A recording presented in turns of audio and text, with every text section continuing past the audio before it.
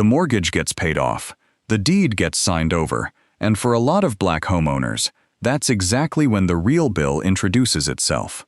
Not a bank, a tax bill that doesn't care the house is paid for. It doesn't go away when the loan does. It doesn't take a payment plan seriously. It doesn't ask twice. In some states, it can take the whole house and the land under it over a debt smaller than a used car. Here's the part that doesn't fit the story you've been told. In a growing number of states, black homeowners aren't just paying more, they're losing the house outright. Not to a bank, to a mechanism nobody explained on closing day. And the everyday version of this is already running in the background.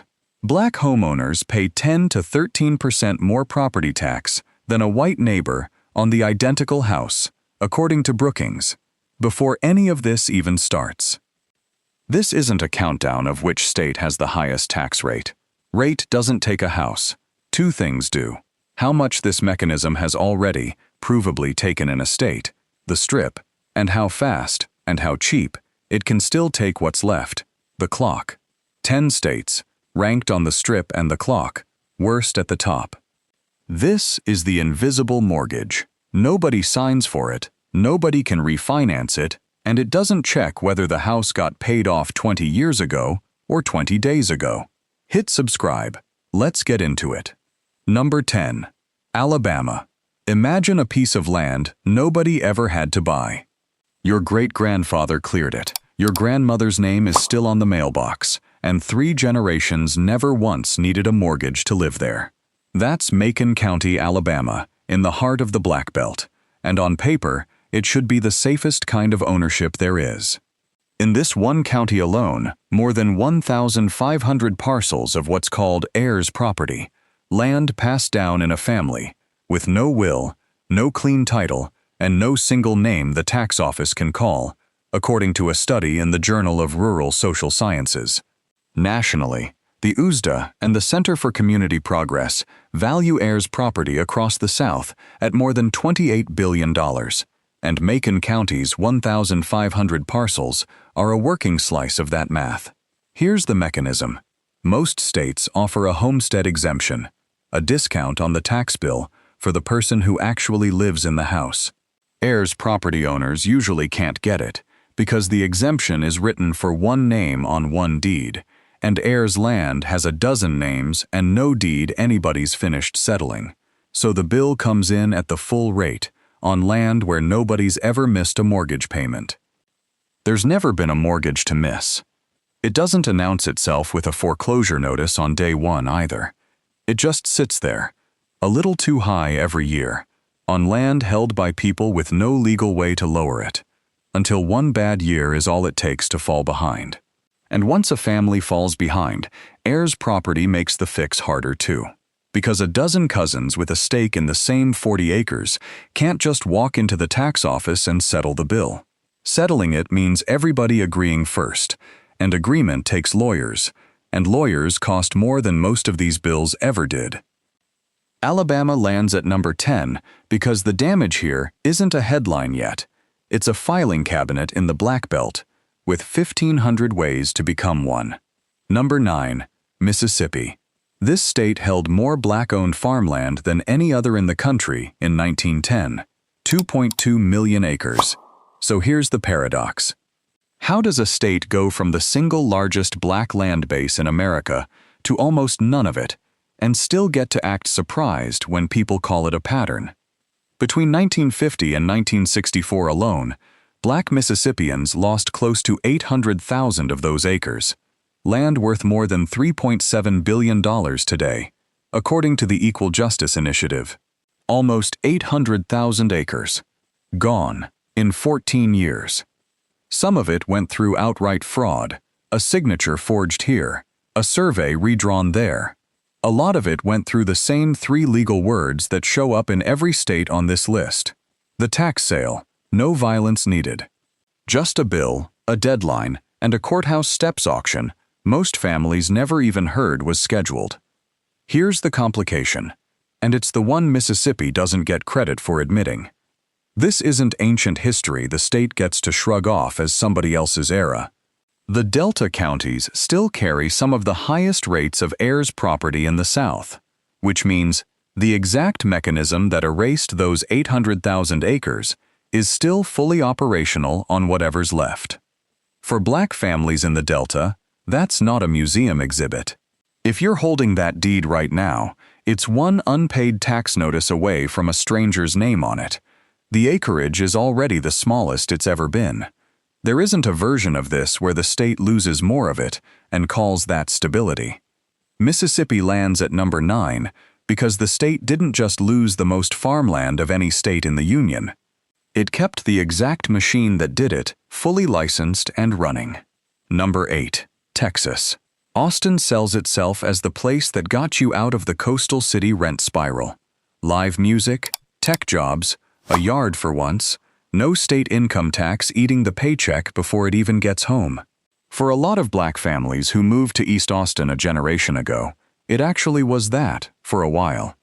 Then the appraisal letter changed the deal. In Travis County, property values jumped 50 to 80% in a lot of neighborhoods between 2020 and 2023, according to reporting from KUT and the Texas Tribune. A house that appraised near $250,000 in 2018 can appraise near $500,000 now. And even with Texas's cap on how fast a homestead's taxable value can rise, the bill on that house can cross $12,000 a year. Texas doesn't have a state income tax. It makes the difference back here, on the house, whether or not the owner's income moved a single dollar. Here's the complication. Nobody drove East Austin's longtime Black families out with a court order. The market did it with a number, and the homestead cap that's supposed to protect owners only slows the bill down. It doesn't undo it, and it does nothing at all for the year a family sells because they can't wait the cap out. Families who'd lived there for generations got priced into Pflugerville, Round Rock, Del Valle, and Manor, while the block they left got the yoga studio and the new bike lane. The state that brags loudest about no income tax never mentions what it collects instead, or from which side of town. That's number 8. Number 7. Florida. Ask a longtime homeowner in Overtown or Liberty City what changed, and a lot of them will tell you the same thing. Nobody moved. Oh, the map did. Miami's historically Black neighborhoods, Overtown, Liberty City, Alapata, part of Little Haiti, sit on some of the highest ground in the county, the old Miami Rock Ridge. For most of the 20th century, that made this land undesirable.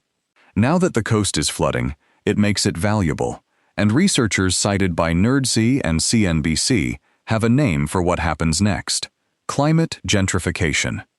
In zip code 33127, the average property tax bill jumped about 60% between 2019 and 2023 to roughly $3,636 a year.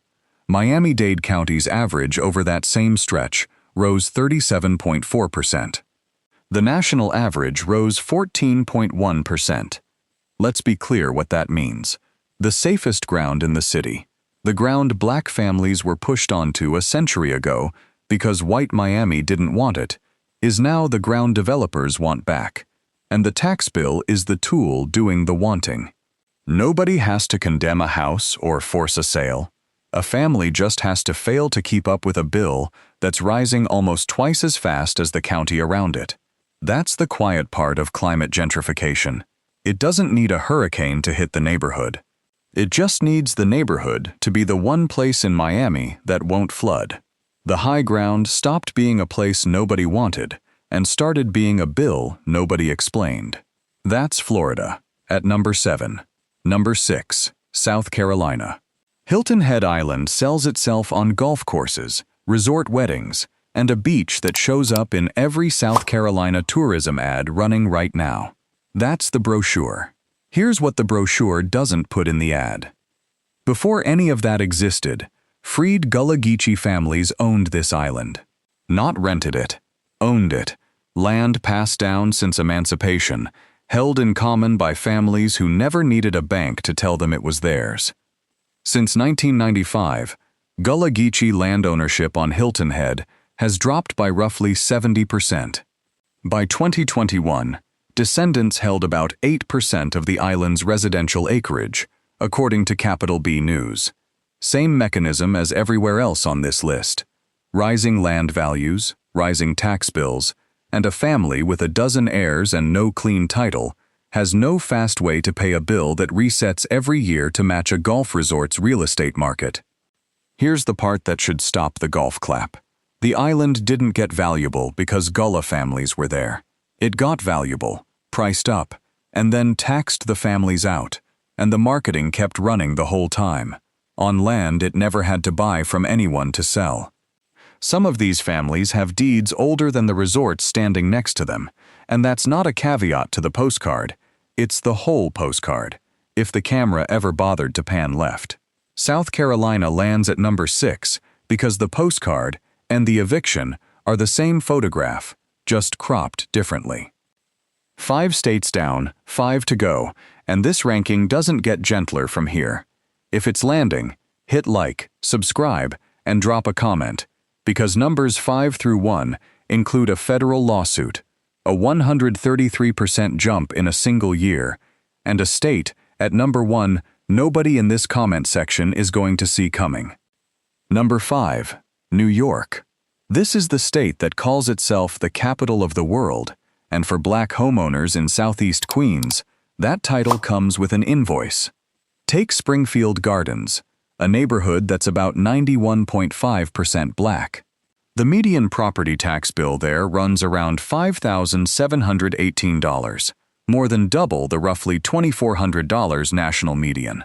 A few blocks over, in Jamaica and Hollis, the city's own data assesses homes at around 111% of what they actually sold for, among the most overassessed pockets anywhere in New York, according to NYU's Furman Center.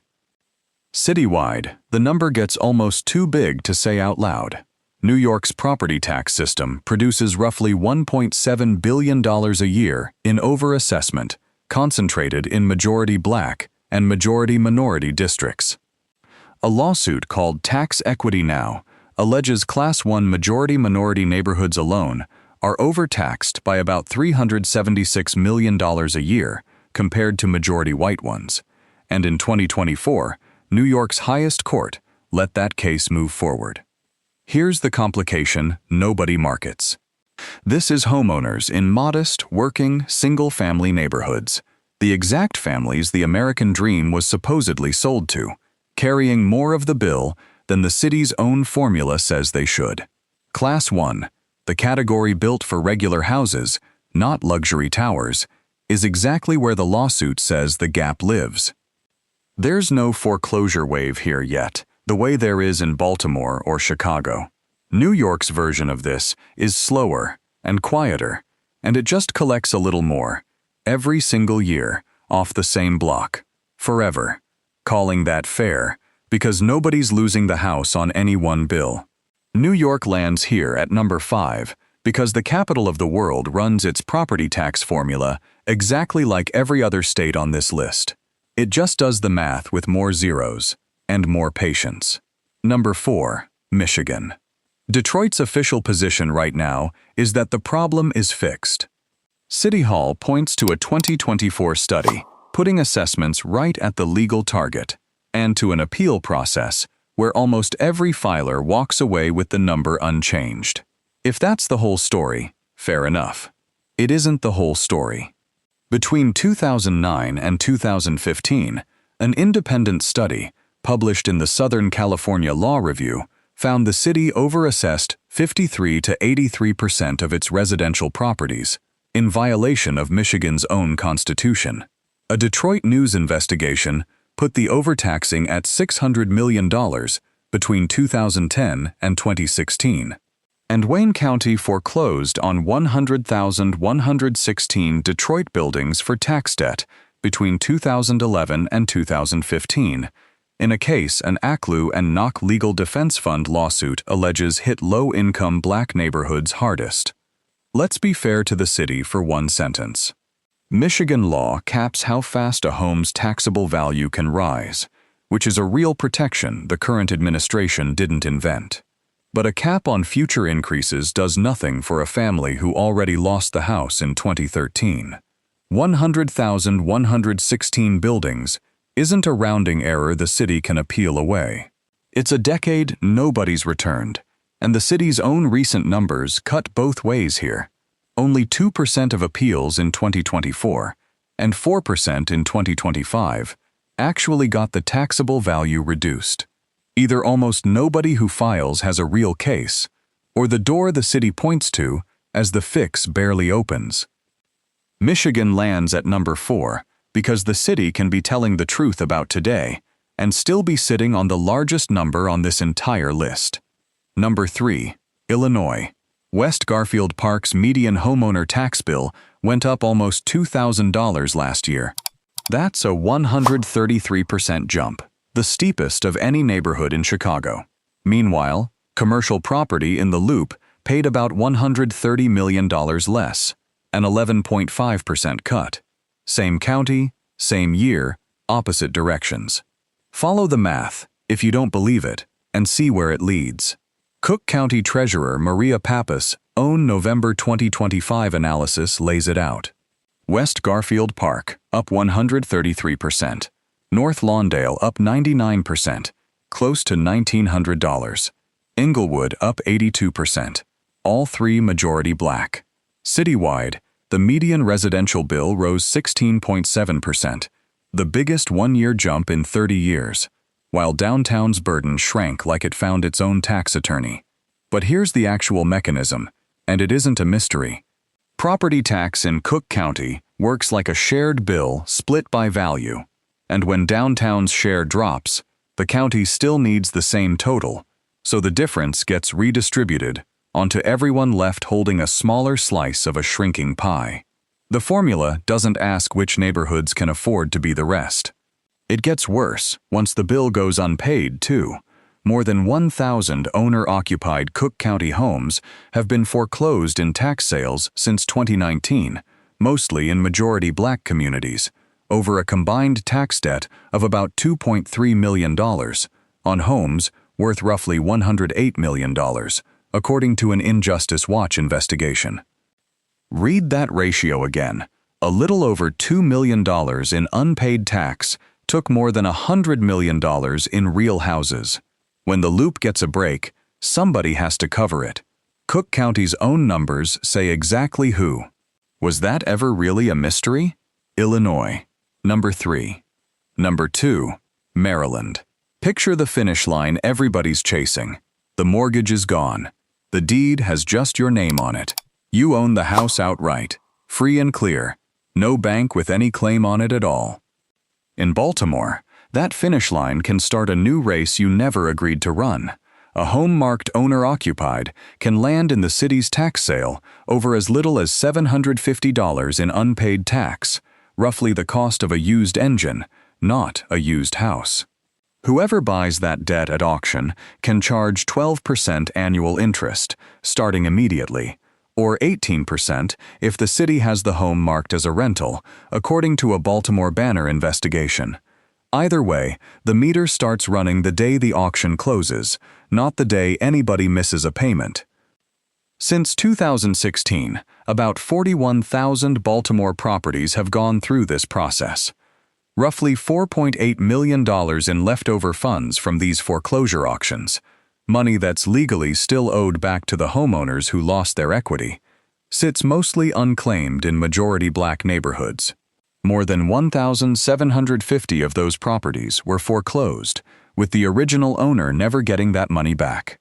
Maryland Legal Aid took the city to federal court over it in 2024, arguing the whole auction system is unconstitutional. Here's the part worth sitting with.